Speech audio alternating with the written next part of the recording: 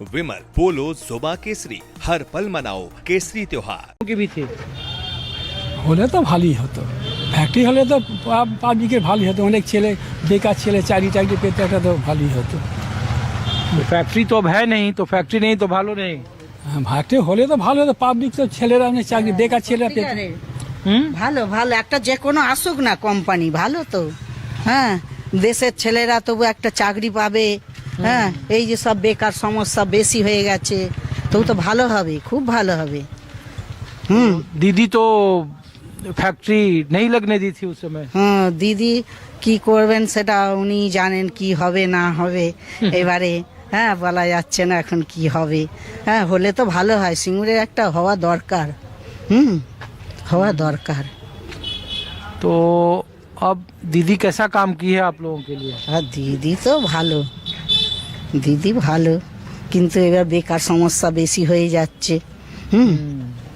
সেটাই একটু ভেবে চিন্তে কাজটা করুক। হ্যাঁ, সেইটাই আমরাও চাই যে একটা কিছু হোক। किचु हो। হ্যাঁ হ্যাঁ, একটা কিছু ये হোক। बीजेपी भी चाहेगी किचु हो। হ্যাঁ, বিজেপি হোক আর দিদি হোক, মানে আমাদের কাছে চাকরি হলেই হলো। ছেলেরা এই যে বেকার সমস্যা বেশি হয়ে গেছে না, হ্যাঁ, এগুলো হলেই ভালো হয়। तो ये भालो এই যে আমার बंगा ছেলে টাটায় ছুটছে, এই রাজারহাট নিউ টাউন, এখানে হলে কত ভালো হতো সামনে।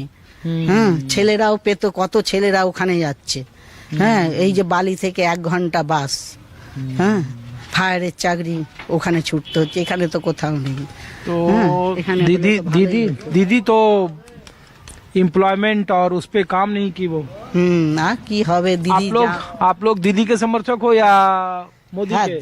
দিদিকেও সমর্থন করি, আর মোদি তো এই হালে ঢুকছে। হ্যাঁ, এখন কি হয় এখন বলা যাচ্ছে না। হ্যাঁ, কার দিকে এখন হবে এখন বলা যাচ্ছে না। হ্যাঁ, चलिए ठीक है। तो ये गांव के लोग कह रहे हैं कि जो कोलकाता में राजरहाट और जो न्यू टाउन का इलाका था वो भी एक वक्त में ऐसे ही बंजरनुमा था, लेकिन अब उसकी हालत क्या है?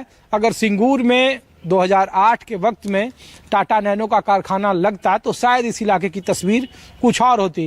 भारतीय जनता पार्टी भी राजनीतिक पिच पर कमोबेश कुछ इसी तरीके की बात करती है, और प्रधानमंत्री के दौरे में भी ये साफ है कि जिस तरीके से पहले वो निशाना साधते रहे थे एक बार फिर साधेंगे। लेकिन तृणमूल कांग्रेस के नेताओं कार्यकर्ताओं का इसके पक्ष में दलील है कि ममता बनर्जी की सरकार का 2011 में आने के बाद इन इलाकों के कई सारे ऐसे किसान हैं जिनके खाते में अब भी 2000 रुपये प्रति माह और 15 किलो अनाज दिए जाते हैं।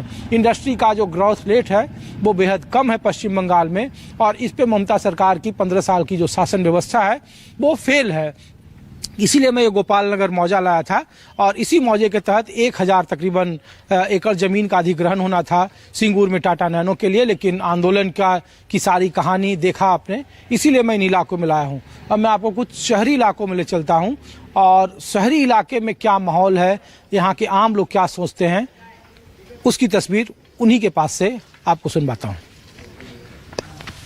सिंगूर से न्यूज 24 आपको ग्राउंड रिपोर्ट दिखा रहा है, और मेरे पीछे जो ये आप पूरा मैदान देख रहे हैं, दरअसल ये गोपाल नगर का वही मौजा है।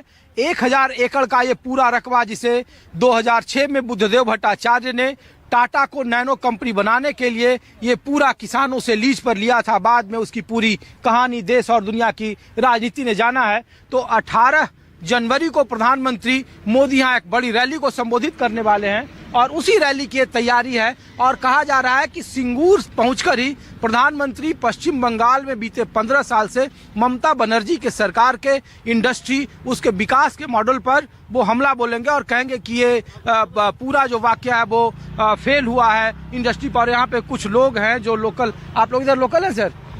हाँ, अरे रुको तो दादा, अरे रुको तो, आप लोग कैसे जा रहे हैं? हम लोग तो